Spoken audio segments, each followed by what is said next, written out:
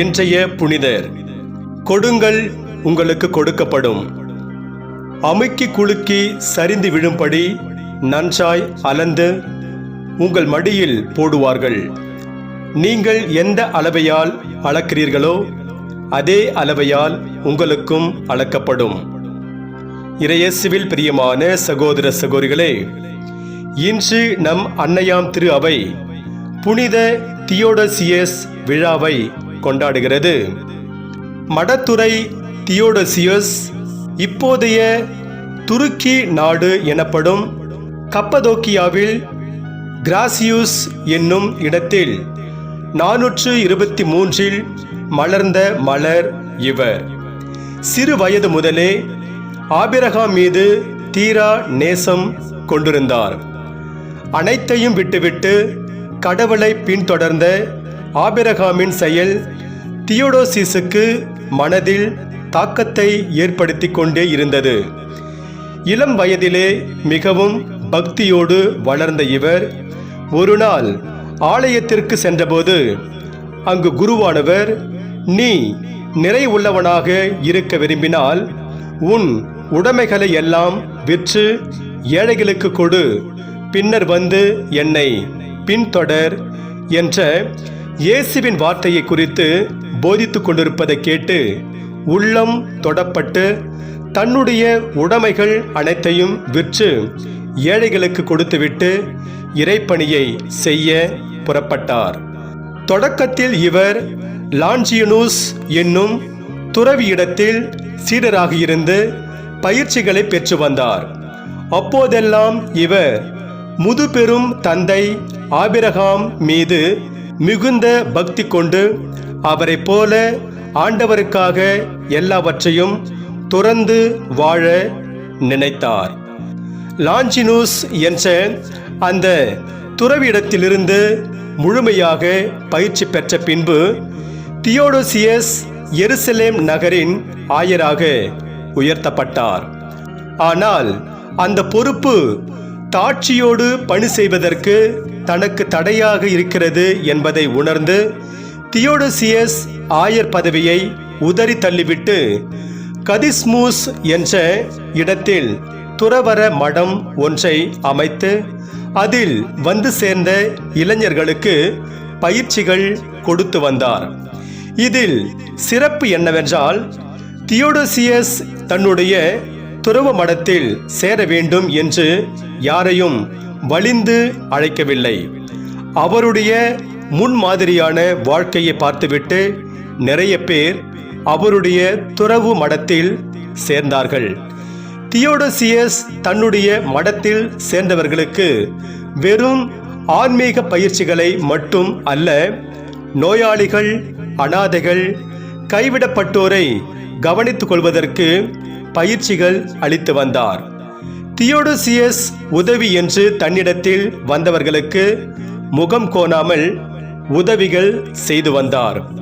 தன்னிடம் இருந்த உணவை இல்லாத ஏழை எளிய மக்களுக்கு பகிர்ந்து அளித்து வந்தார்.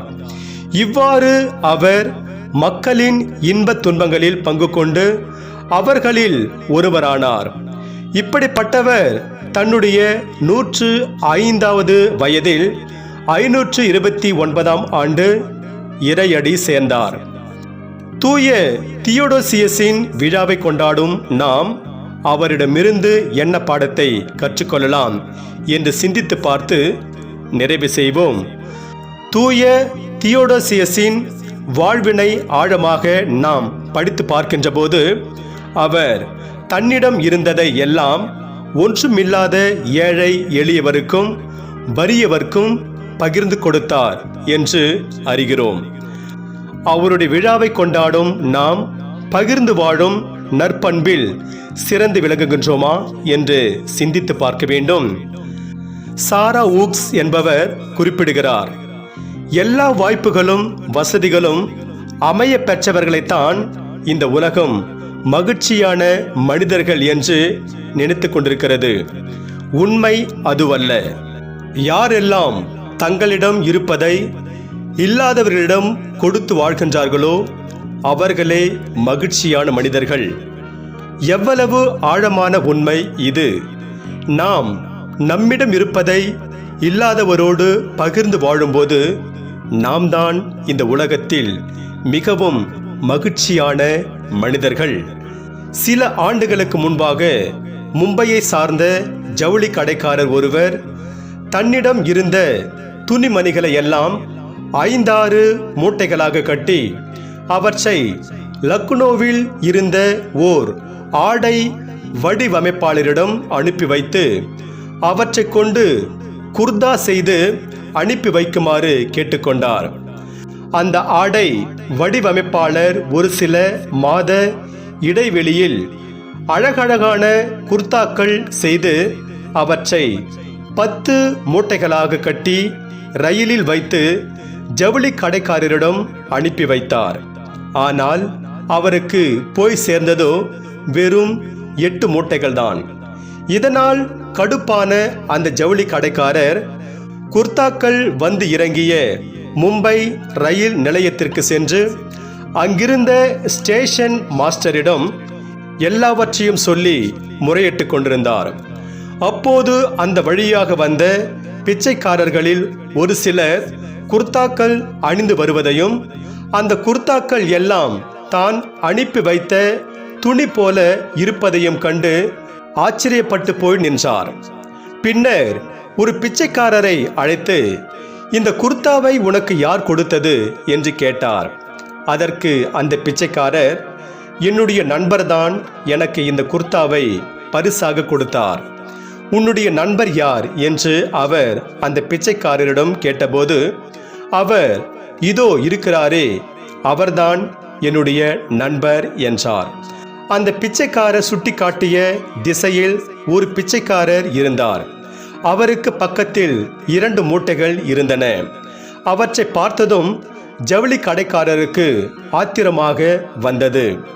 உடனே அவர் அந்த பிச்சைக்காரரிடம் சென்று, இந்த 2 மூட்டைகளையும் உனக்கு யார் கொடுத்தது என்று கேட்டார். அவரோ, நேற்று இரவு தூங்குவதற்காக இந்த ரயில் நிலையத்திற்கு வந்தபோது இந்த 2 மூட்டைகள் மட்டும் இங்கே கவனிப்பாரற்று அப்படியே கிடந்தன.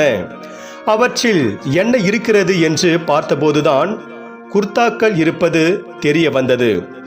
முதலில் அவற்றை பாதி விலைக்கு விற்கலாம் என்றுதான் முடிவு செய்தேன். அதன் பின்னர்தான் உடுக்க உடையில்லாமல் இருக்கின்றவர்களுக்கு இவற்றை கொடுத்து உதவலாம் என்று முடிவு செய்தேன் என்றார். பிச்சைக்காரர் சொன்னதை கேட்டதும் அவருக்கு ஒரு விதத்தில் ஆத்திரம் வந்தாலும் இன்னொரு விதத்தில் தன்னுடைய குர்தாக்கள் உடையில்லாத ஏழைகளுக்கு பயன்படுகிறதே என்று சொல்லி அதனை அப்படியே விட்டுவிட்டு போய்விட்டார். இறையேசுவில் பிரியமானவர்களே, நாம் நம்மிடம் இருப்பதை பகிர்ந்து கொடுப்பதற்கு நல்ல நிலையில் இருக்க வேண்டும் என்பதில்லை, நல்ல மனம் இருந்தால் போதும் என்பதை இந்த நிகழ்விலிருந்து நாம் அறிந்து கொள்ளலாம். அந்த பிச்சைக்காரர் தனக்கு கிடைத்த 2 குர்தா மூட்டைகளையும் பாதி விலைக்கு விற்று அதன் மூலம் அவர் மட்டும் நன்றாக இருந்திருக்கலாம். ஆனால் அவர் அப்படி செய்யாமல் உடை இல்லாதவர்களுக்கு பகிர்ந்து கொடுத்து வாழ்ந்தது பாராட்டுக்குரியதாக இருக்கிறது. நாமும் நம்மிடம் இருப்பதை பகிர்ந்து வாழும்போது இறைவனால் ஆசீர்வதிக்கப்படுவோம் என்பது உறுதி. ஆகவே தூய தியோடோசியஸின் விழாவை கொண்டாடும் இந்த நாளில் அவரை போல நாமும் நம்மிடம் இருப்பதை இல்லாதவரோடு பகிர்ந்து வாழ்வோம். அதன் வழியாக இறையருளை நிறைவாக பெறுவோம். இறைவன் உங்கள் அனைவரையும் நிறைவாக ஆசீர்வதிப்பாராக. ஆமென்.